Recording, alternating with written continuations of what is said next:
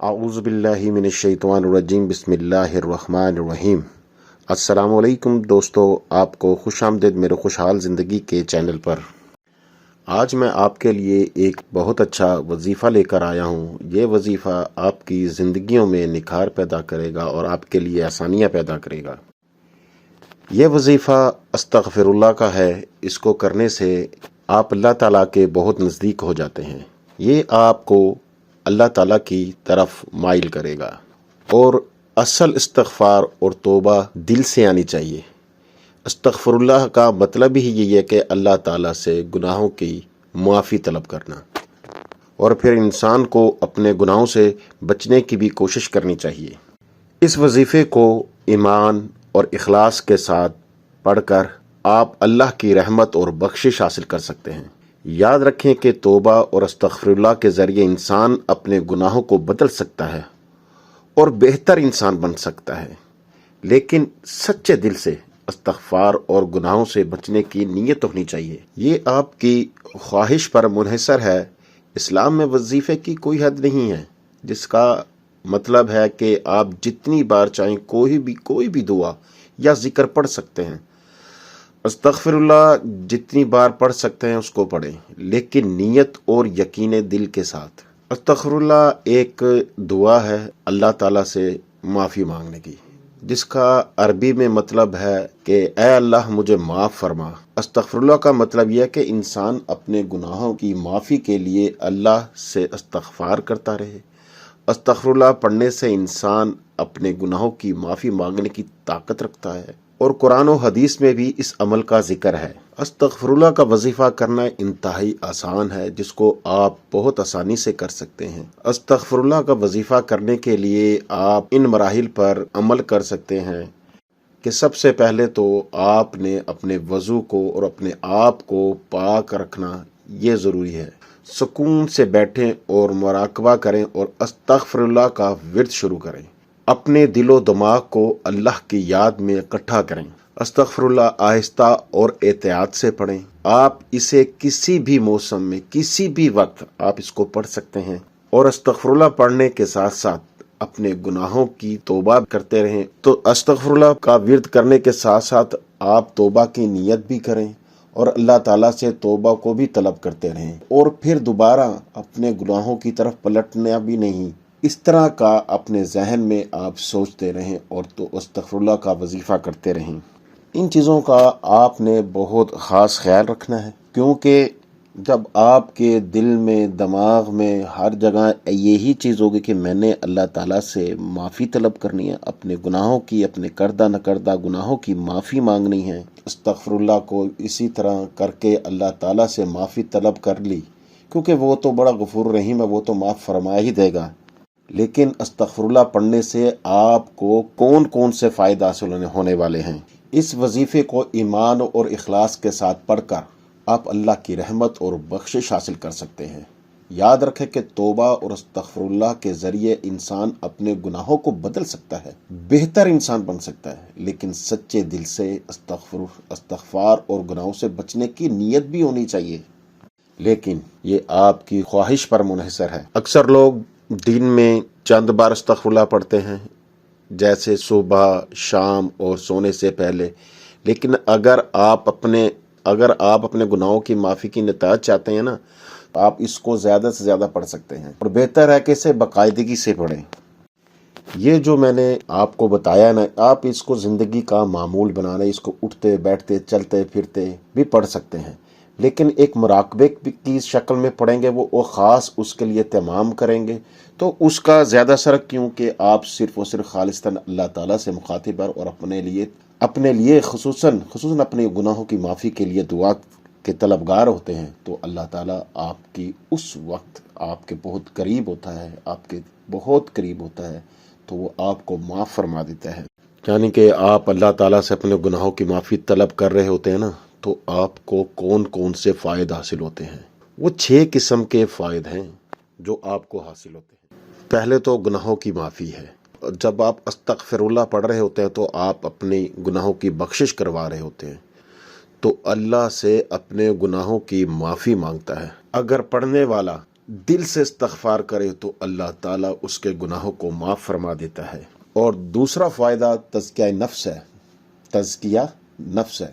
استغفر اللہ پڑھنے سے انسان کا دل اور روح کو تطہیر ہوتی ہے۔ اس کی وجہ سے انسان اپنے گناہوں سے منہ موڑ کر اپنی اصلاح کی کوشش کرتا ہے۔ اور تیسرا سب سے بڑا فائدہ روحانی نشو و نما ہوتی ہے۔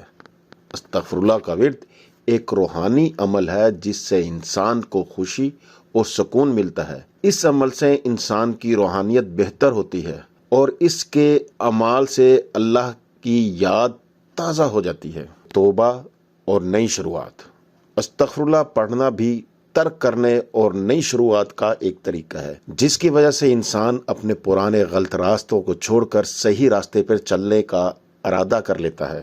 اور پانچواں فائدہ یہ ہے تناؤ اور اضطراب میں کمی۔ استغفر اللہ پڑھنا تناؤ اور اضطراب کو کم کرنے میں مددگار ثابت ہوتا ہے، جس کی وجہ سے انسان کو اللہ تعالیٰ کے سامنے اپنے مسائل اور مشکلات پیش کرتے ہوئے بے پناہ بھروسہ ہوتا ہے۔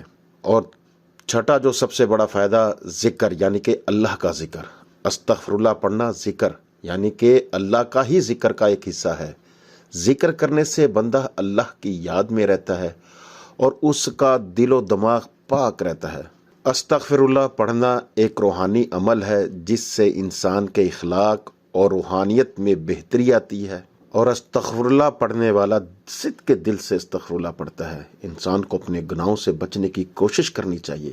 جب آپ ان باتوں کو اپنے ذہن میں رکھ کر اللہ تعالیٰ سے استغفار کریں گے، اللہ تعالیٰ آپ کو معاف کرے گا، آپ کے گناہوں کی معافی ہوگی، تزکیہ نفس ہوگا، روحانی نشو و نما ہوگی، توبہ اور نئی شروعات ہوگی، تناؤ اور اضطراب میں کمی ہوگی، اور آپ ہمیشہ پھر اللہ تعالیٰ کا ذکر کرتے رہیں گے، تو وہ پھر آپ کی دعا کو کیوں نہیں سنے گا۔ ایک استغفر اللہ کا بہترین وظیفہ میں آپ کی نظر کرنے لگا ہوں، وہ آپ نے کس طرح کرنا ہے، کس ٹائم کرنا ہے اور کیسے کرنا ہے۔ اس سے پہلے آپ میرے چینل کو لائک کیجئے، اس کو سبسکرائب کیجئے اور دوستوں کے ساتھ شیئر بھی کیجئے تاکہ دوسروں کو بھی اس سے فائدہ حاصل ہو سکے۔ میرے اس وظیفے سے آپ کو دنیاوی اور روحانی سکون ملے گا۔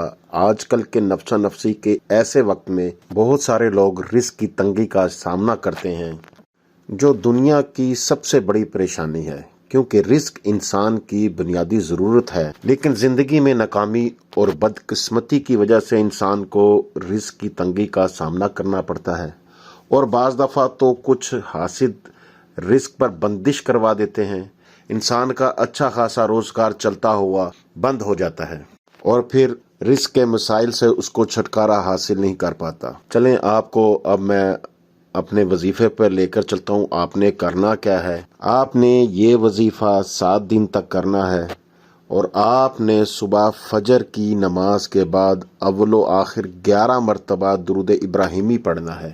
صبح فجر کی نماز کے بعد آپ نے 11 مرتبہ درود ابراہیمی پڑھنا ہے اول و آخر، اور درمیان میں آپ نے 600 مرتبہ استغفر اللہ ربی من کل ذنب واتوب علیہ، اس کا ذکر انتہائی محبت کے ساتھ پڑھنا ہے۔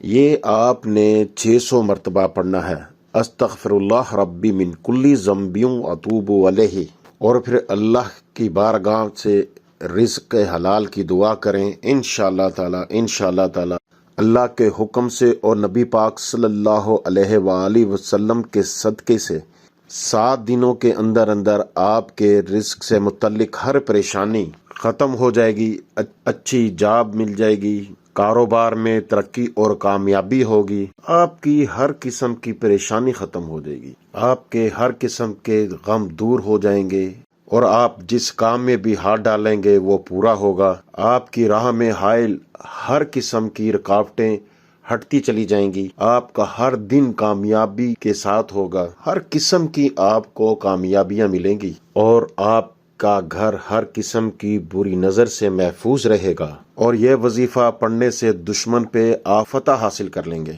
اور دیکھنا آپ کے گھر میں برکت ہی برکت ہوگی، ہر قسم کے غم سے نجات مل جائے گی، گھر آپ کا خوشیوں کا گہوارہ بن جائے گا، آپ اس کو اکیلے بھی کر سکتے ہیں، پورا گھر مل کے پڑھے، سب علیحدہ پڑھے، اور آپ نے چلتے پھرتے اٹھتے بیٹھتے آپ نے استغفار کرنا، اللہ تعالیٰ کی یاد میں رہنا کہ اے میرے پروردگار مجھے معاف فرما، میرے کردہ نہ کردہ گناہوں کو معاف فرما دے۔ اور یہ جو خاص وظیفہ میں نے آپ کو بتایا صبح فجر کی نماز میں، یہ ضرور کرنا، اور ہر قسم کی کامیابی، ہر قسم کے غم سے، ہر غم و رنج دور ہو جائیں گے آپ کے، ہر قسم کی خوشیاں ملیں گی، ایسی جگہ سے آپ کی اللہ تعالیٰ مدد فرمائے گا، آپ کے سوچو اور وہم و گمان میں بھی نہیں ہوگا۔